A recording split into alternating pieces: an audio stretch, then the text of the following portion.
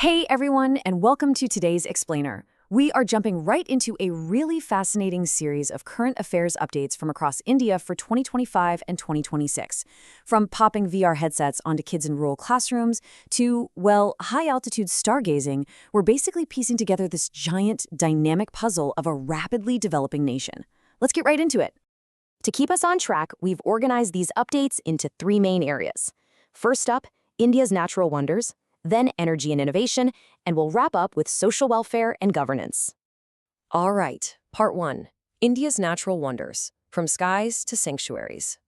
So, to start us off, you might be wondering what exactly makes Ladakh a premier global destination for stargazing. The Tourism Department and the Indian Institute of Astrophysics just wrapped up the first ever Ladakh Astro-Tourism Festival in Leh. But out of everywhere they could have chosen in the country, why Leh? Well, Leh offers what is basically a perfect storm of geographical advantages. You've got a high-altitude environment, extremely dry weather, almost zero light pollution, and perfectly clear skies. When you put those four factors together, it is absolutely world-class for observing the Milky Way. And naturally, it's giving a massive, massive boost to science tourism in that region. Now, speaking of high altitudes, how about 3,930 meters? That is the staggering elevation of the Shipki Law Pass in Himachal Pradesh, which, by the way, has just been reopened to Indian tourists. It was once known as the Shared Gate, and this motorable mountain pass sits right on the India-China border, exactly where the Sutlej River enters India. Historically, this was a super crucial trade route with Tibet, so reopening it today, it's a highly strategic move to boost the local economy in the border districts of Kinnaur and Lahaul Spiti. Let's bring things down from the icy heights of the Himalayas to the vibrant wetlands of Gujarat, because there's a stunning natural spectacle happening there. Greater flamingos, which actually happen to be the state bird of Gujarat, migrate all the way from Israel, Afghanistan, and Pakistan just to reach the Chaya Pond in Porbandar. These are tall, highly social birds, and they gather in their absolute thousands at these salty water bodies. It literally turns the entire landscape into this living, breathing canvas of pink. It is pretty amazing.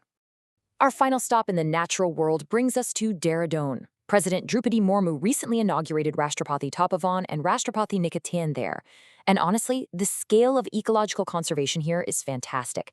They've meticulously documented over 300 plant species and 170 animal species in a newly released biodiversity book.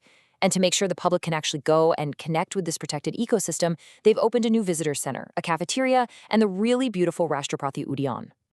Moving right along to Part 2, Energy and Innovation, Powering the Future. Let's do a quick trivia question. Which state achieved first place for the highest wind power capacity addition in the 2024-25 financial year? This was a major accolade they actually handed out on Global Wind Day, under the theme Pawan Urja, Powering the Future of India. Any guesses? It was a massive victory for Karnataka. They totally led the pack with a staggering 1,331 megawatts of wind capacity added in just a single year, comfortably beating out Tamil Nadu and Gujarat. To put that phenomenal scale of renewable growth into perspective for you, Karnataka's total wind capacity now actually surpasses entire countries like South Africa and Portugal. Now, while renewables are surging, nuclear energy still remains a really critical baseline for the country's power puzzle. But with nuclear, obviously, safety is everything. And that responsibility falls to the AERB, the Atomic Energy Regulatory Board. Headquartered in Mumbai, they are India's absolute top nuclear and radiation safety regulator, just ensuring that these energy practices are totally safe for the public and the environment. The big news here is that the ARB just granted operating licenses for two completely indigenous 700-megawatt electric pressurized heavy water reactors. This is over at the Kakrapar Atomic Power Station in Gujarat. So this isn't just about throwing more power onto the grid, it's actually a really monumental milestone in India's domestic, self-reliant energy production capabilities. But innovation isn't just restricted to power grids, right? It is also completely transforming early childhood education.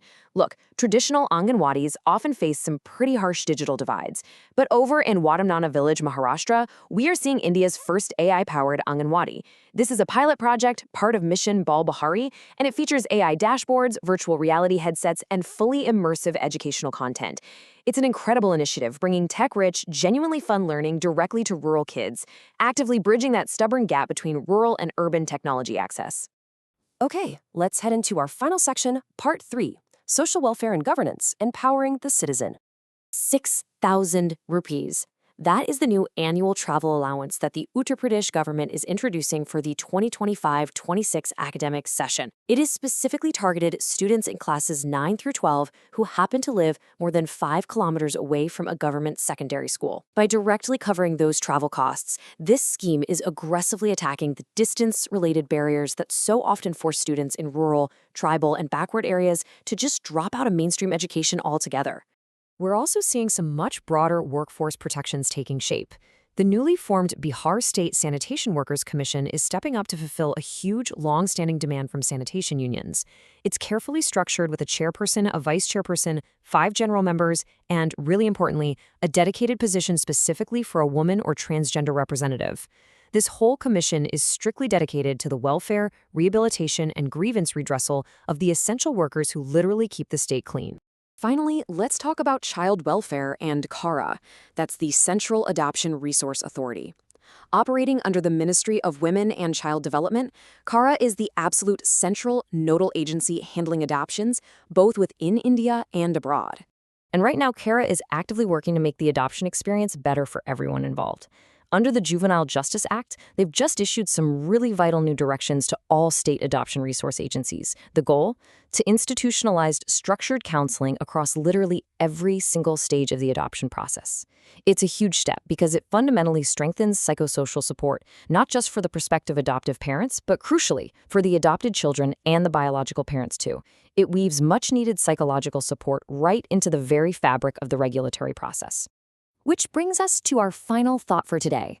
How do these micro updates form a macro picture of a developing nation? I mean, from AI in rural classrooms to monumental shifts in clean energy and social equity. These aren't just random isolated events. They are the gears of a rapidly advancing country, all turning in unison. But as this pace of innovation continues to accelerate, the real question remains, how will these foundations reshape the everyday lives of 1 billion people by the end of the decade? Thank you so much for exploring these updates with me today, and as always, keep asking great questions.